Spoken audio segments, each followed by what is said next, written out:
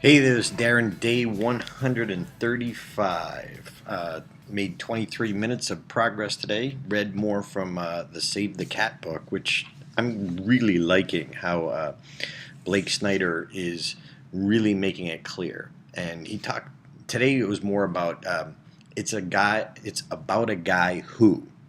So chapter 3 in his book, page 147, he really emphasizes the clarity of using in your logline adjectives to describe the character. And once you figure out the premise of your movie, the hero needs to be like the most likely, or the hero needs to add the most conflict, what the hero is like. So, for example, he uses, you need an adjective to describe the hero, an adjective to describe the bad guy, and a compelling goal that we need to identify with as human beings.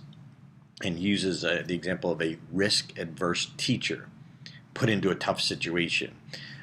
In my situation, for my story, it's about someone who wants to make people laugh but isn't funny, is a quiet, shy, no talent person who's never performed in his life, who's scared to death of performing, but that's what he wants. See, that's the conflict that makes it interesting. And he said when you're amping up your log line brilliantly, he says you need to offer the hero with the most conflict, the longest way to go emotionally to achieve his goal. And then he also suggests a demographically pleasing character, one that the audience wants to see.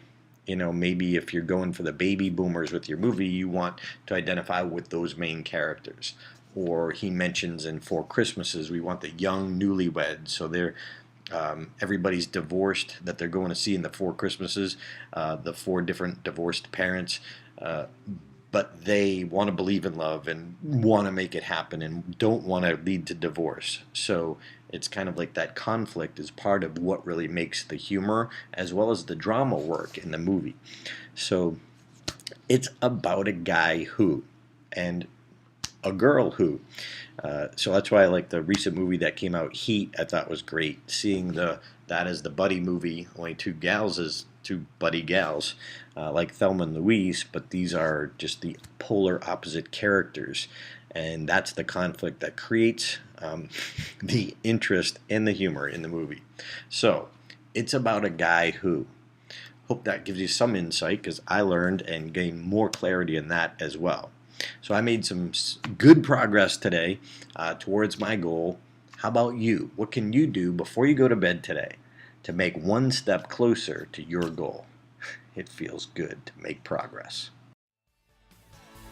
Stage time. Hey.